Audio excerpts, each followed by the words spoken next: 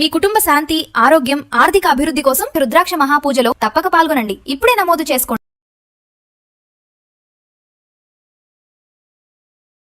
నమస్తే, సుమన్ టీవీకి స్వాగతం. ప్రస్తుతం మనతో ఉన్నారండి ప్రముఖ ఆధ్యాత్మికవేత్త, మంత్రశాస్త్ర పండితులు కొండవీటి దత్తాత్రేయ శర్మ గురు గారు ఉన్నారు. శుక్రవారం రోజు లక్ష్మీదేవికి ఎలాంటి పరిహారాలు చేసుకోవాలి, ఆ లక్ష్మీదేవి కటాక్షం అందరికీ కలగాలంటే ఏ గుడికి వెళ్ళాలి, ఎలాంటి పూజలు చేయాలి, ఎలాంటి పరిహారాలు చేయాలి, వీటన్నిటిని గురుగారిని అడిగి తెలుసుకుందాం. నమస్తే గురుగారు. నమస్కారం. సో నేను అన్నట్లు మామూలుగా శుక్రవారం అంటేనే లక్ష్మీదేవి వారం. లక్ష్మీదేవి కటాక్షం కావాలి, అందరి ఇళ్లలో లక్ష్మీదేవి ఉండాలి అని పొద్దున్న లేసినప్పటి నుంచి మీరైనా మేమైనా అందరం పరిగెడుతూ ఉండేది ఆ లక్ష్మీదేవి కోసం. ఏమన్నా పరిహారాలు చేసుకోవాలి అంటే ఎలాంటి పరిహారాలు చేసుకోవాలి? శ్రీ మహాగణాధిపతయే నమః. ఈ సృష్టిలో ప్రతి మనిషి కూడా ప్రధానంగా కావలసినటువంటివి 3 విధములైనటువంటి శక్తులు: ఇచ్ఛాశక్తి, జ్ఞానశక్తి, క్రియాశక్తి. ఈ 3 కూడా అమ్మవారి స్వరూపాలు. మహాకాళి, మహాలక్ష్మి, మహాసరస్వతి. ఈ వారాలలో శుక్రవారం అమ్మవారికి ప్రధానంగా సూచిస్తుంది. అందులో ప్రధానమైనటువంటిది ఇచ్ఛాశక్తి. మనిషికి అనేకమైనటువంటి కోరికలు ఉంటాయి. అంటే జీవితంలో ఎదగాలని, చక్కగా ఓ ఇల్లు కట్టుకోవాలి, మంచి జీవిత భాగస్వామి కావాలి, ఇలాంటి కోరికలు, సంతానం కావాలని కోరికలు ఉంటాయి. ఇవన్నిటికీ కూడా ఈ కోరికల యొక్క స్వరూపమే మహాలక్ష్మీదేవి. లక్ష్మి అంటే ధనం అని కాదర్థం. ఆనందము, ఐశ్వర్యము, ఆరోగ్యము, వీటన్నిటినీ కూడా లక్ష్మీదేవి స్వరూపంగా భావిస్తారు. ఇవన్నీ కలగాలి అంటే లక్ష్మీదేవిని ఏ విధంగా ఆరాధన చెయ్యాలి? శుక్రవారం రోజు అమ్మవారికి బాగా ప్రీతిపాత్రమైనటువంటి రోజు, అమ్మవారికి బాగా ఇష్టమైన రోజు. ఆ రోజు సూర్యోదయానికి ముందుగా నిద్రలేచి తలస్నానం చేసుకుని ఇంట్లో దీపారాధన చేయాలి. ఎప్పుడు చేయాలి? సూర్యోదయానికి ముందే దీపారాధన చేయాలి. సూర్యోదయం తర్వాత చేసేటటువంటి దీపారాధనకి ఎక్కువ ఫలితం ఉండదు. సాధ్యమైనంత వరకు సూర్యోదయానికి ముందే, అంటే 6 గంటలకల్లా ముందే దీపారాధన చేయగలగాలి. అధమపక్షం 6 నుంచి 7 మధ్యలో అయినా చెయ్యాలి తప్ప 7 తర్వాత చేసేటటువంటి దీపారాధనకి ఫలితం అనేది ఉండదు. ఉంటుంది కానీ ఇన్స్టెంట్ ఫలితం, ఆ క్షణం వరకే, ఆ రోజు వరకే ఫలితం ఉంటుంది. ఈ సూర్యోదయానికి ముందే ఎందుకు దీపారాధన చెయ్యాలి అంటే లక్ష్మీదేవి అమ్మవారి యొక్క శక్తి సూర్యోదయానికి, సూర్యాస్తమయానికి, ఈ 2 సమయాల్లోనూ కూడా గ్రామ సంచారం చేస్తూ ఉంటుంది. ఈ గ్రామ సంచారం చేసేటప్పుడు ప్రతి ఇంట్లోనూ, ఏ ఇంట్లో అయితే సూర్యోదయాత్ పూర్వం దీపారాధన వెలుగుతూ ఉంటుందో ఆ ఇంట్లోకి అమ్మవారు ప్రవేశిస్తుంది. ఏ ఇంటి ముందైతే శుభ్రంగా ముగ్గులు పెట్టి, శుభ్రంగా ఇల్లంతా నీట్గా ఉండి, ఏ ఇంట్లో వాళ్ళు పడుకోకుండా ఉంటారో, చిన్నపిల్లలు, పసిపిల్లలు పర్వాలేదు, మరీ చంటి పిల్లలు 2-3 ఏళ్ళు, ఒక 5 ఏళ్ల లోపు వాళ్ళు అయితే పర్వాలేదు, కానీ మరీ 5 ఏళ్ల దాటినటువంటి వాళ్ళు కానివ్వండి, ఎవరైనా సరే ఈ సమయంలో సూర్యోదయం అయిన తర్వాత కనుక పడుకునున్నా సరే, ఇంట్లో దీపారాధన లేకపోయినా, ఇల్లు శుభ్రంగా లేకపోయినా సరే, ఇంట్లో ఎవరు స్నానం చేయకపోయినా సరే, ఆ అమ్మవారు ఆ ఇంట్లో అడుగుపెట్టదు. లక్ష్మీదేవి యొక్క శక్తి ఆ ఇంట్లో అడుగు పెట్టదు. దాని కారణంగా ఏమవుతుందయ్యా అంటే, లక్ష్మి ఎప్పుడైతే ఇంట్లోకి అడుగు పెట్టదో, లక్ష్మీదేవి వెనకాల దరిద్ర దేవత, జ్యేష్ఠాదేవి అంటారు, వారు అక్కగారు అనమాట, ఆవిడ రెడీగా ఉంటుంది. ఈవిడ ఎక్కడికి వెళుతుందో ఆవిడ అక్కడికి వెళ్ళదు, ఆవిడ ఎక్కడికి వెళ్ళదో అక్కడికి ఈవిడ వెంటనే వెళ్ళిపోతుంది. కాబట్టి ఆ జ్యేష్ఠాదేవి, దారిద్ర్య దేవత ఏం చేస్తుంది, వెంటనే ఈవిడ వెళ్ళలేదు కదా అని చెప్పి ఆ ఇంట్లోకి ఈవిడ ప్రవేశిస్తుంది. ఎప్పుడైతే ఈవిడ ప్రవేశిస్తుందో, ప్రవేశించినప్పుడు ఏమవుతుంది, అక్కడ దారిద్ర్యం, కష్టాలు, అప్పుల బాధలు, రోగ బాధలు, ఇలాంటివన్నీ కూడా, సమస్యలు, ఇలాంటివన్నీ కూడా వస్తూ ఉంటాయి.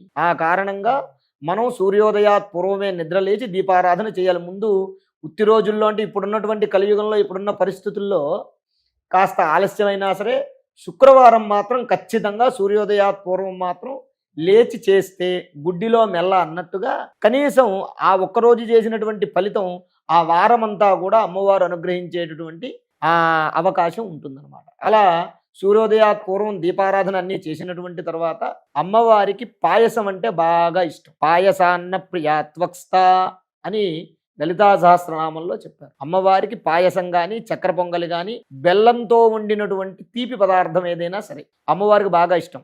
ఆ పదార్థాన్ని ఇంట్లో దీపారాధన చేసిన తర్వాత ఆ అమ్మవారికి నివేదన చేయాలి లక్ష్మీదేవి స్వరూపంగా. తీపి ఆనందానికి హేతు. పులిహార అవి వేరే, కానీ అమ్మవారి పూజ చేసినప్పుడు మాత్రం ఖచ్చితంగా తీపి పదార్థం అనేది నైవేద్యం పెట్టాలి. కాబట్టి అన్నం పరబ్రహ్మ స్వరూపం కాబట్టి అన్నంతో వండినటువంటి పాయసం, బెల్లం కానీ లేదా పంచదార కానీ, చక్కెర పొంగలి, ఇట్లాంటివి ఏవైనా సరే అవి అమ్మవారికి నైవేద్యం పెట్టాలి. నైవేద్యం పెట్టిన తరువాత హారతి ఇవ్వాలి ఇంట్లో అమ్మవారికి. ఇచ్చిన తరువాత కనకదారా స్తోత్రము గాని, మహాలక్ష్మి స్తోత్రం గాని, మహాలక్ష్మి అష్టోత్తర శతనామ స్తోత్రం గాని ఆ శుక్రవారం రోజున పారాయణం చేయాలి. చేస్తే షడ్భిర్మాసై ఫలం లభేద్. అలా చేస్తూ ఉండగా 6 నెలల తర్వాత నుంచి దాని యొక్క ప్రభావం చూపించడం మొదలు పెడుతుంది. 6 నెలలు 6 నెలల నుంచి దాని ప్రభావం చూపించడం మొదలు పెడుతుంది. ఇప్పుడు ఎందుకంటే ఇప్పుడు మనం డబ్బులు దాచుకోవాలి. ఇప్పుడు ఈ రోజున మనం బ్యాంకులో ఓ 1,00,000 రూపాయలు వేస్తే వడ్డీ ఈ రోజే వచ్చేది కదా. నెల రోజుల తర్వాత 1,000 రూపాయలు వడ్డీ వస్తుంది. 10% దానికి 10వ వంతు వడ్డీ వస్తుంది.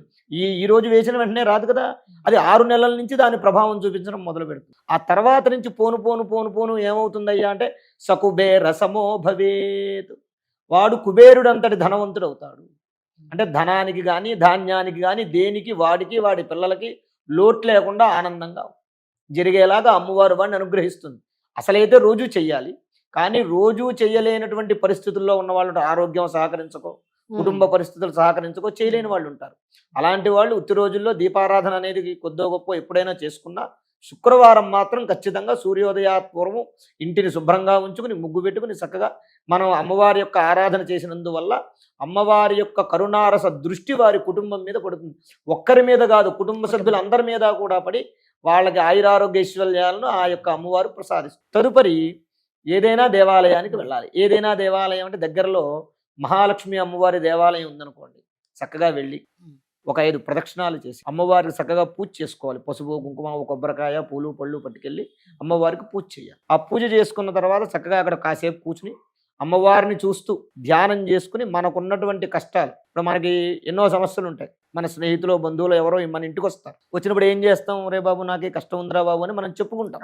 అలా అమ్మవారి దేవాలయానికి వెళ్ళి ఆ శుక్రవారం రోజున అమ్మవారికి చెప్పుకున్నందువల్ల అమ్మవారు అరే నా బిడ్డ నా దగ్గరికి వస్తున్నాడు కాబట్టి వీడికి కష్టం ఉంది కాబట్టి ఆ కష్టాన్ని వాడికి తొలగించాలి అని ఆ కష్టాన్ని నివారణ చేసే రకంగా అమ్మవారు మనల్ని అనుగ్రహిస్తుంది. ఒకవేళ ఇంటికి దగ్గరలో అలాంటి లక్ష్మీదేవి దేవాలయం లేకపోతే, ఆ అమ్మవారి దేవాలయం లేకపోతే దగ్గరలో రాజరాజేశ్వరి టెంపుల్ ఏదో ఒకటి ఉంటాయి. మహాలక్ష్మి అమ్మవారి దేవాలయం గనక లేకపోతే ఏ అమ్మవారి దేవాలయానికైనా వెళ్ళొచ్చు. అంటే మీరు లక్ష్మీదేవి అన్నారు కదా, ఇక్కడ రాజరాజేశ్వరి దేవి అమ్మవారు కదా, మరి అంటే అమ్మవారి దేవాలయం ఏదైనా వెళ్ళొచ్చని చెప్పాను. అవును, దానికి ఏ అమ్మవారైనా వెళ్ళొచ్చని ఎందుకన్నానంటే షణ్ణవతి కళలు అని ఉంటాయి. అంటే 64 కళలు ఉంటాయి, చతుషష్ఠి కళలు అంటారు. ఆ చతుషష్ఠి కళలు కూడా ఆ ఏదైనా ఒక విగ్రహం ప్రతిష్టాపన చేసేటప్పుడు ఆ కళలన్నీ కూడా ఆ విగ్రహాన్ని ఆవాహన చేస్తారు, విగ్రహంలో ఆవాహన చేస్తారు. ఆ 64 కళల్లోనూ కూడా లక్ష్మీ కళ కూడా ఒకటి. అందువల్ల లక్ష్మీ స్వరూపం ఖచ్చితంగా ఆ అమ్మవారి యొక్క రూపంలో అక్కడ ఉంటుంది. ఏ అమ్మవారైనా సరే ఇచ్ఛాశక్తి, జ్ఞానశక్తి, క్రియాశక్తి ఈ 3 శక్తులు ఎవరయ్యా అంటే ఈ 3 కలిపినటువంటి రూపమే అమ్మవారు. అక్కడ సరస్వతీదేవి ఉంది కదా అని చెప్పి మనం లక్ష్మీదేవి కాదు అని అనుకోవటానికి లేదు. పైకి మనకి కనబడే రూపమే సరస్వతీదేవి, కానీ లోపల ఉండేది లక్ష్మి, మహాకాళి, మహాలక్ష్మి, మహాసరస్వతి 3 అమ్మవార్ల యొక్క రూపము కూడా దాంట్లో ఉంటుంది. అలాగే లక్ష్మీదేవి ఉంది కదా అని సరస్వతీదేవి కాదని అనుకోకూడదు. మనకి పైకి కనబడే రూపమే అది తప్ప మిగిలినటువంటి శక్తి లోపల లక్ష్మీ కళ అనేది ప్రతి అమ్మవారి లోపల ఉంటుంది. అలాగే సరస్వతీ కళ అనేది ప్రతి అమ్మవారి లోపల ఉంటుంది. కాబట్టి శుక్రవారం మహాలక్ష్మి అమ్మవారి దేవాలయం దగ్గరలో లేకపోతే ఏదైనా అమ్మవారి గుడికి వెళ్ళి చక్కగా కుంకుమ పూజ చేయించుకుని దర్శనం చేసుకుంటే అమ్మవారి యొక్క అనుగ్రహం వల్ల వారికి ఉన్న కష్టాలు నివారణ, లక్ష్మీ కటాక్షం పొందుతారు. 100%. ధన్యవాదాలు.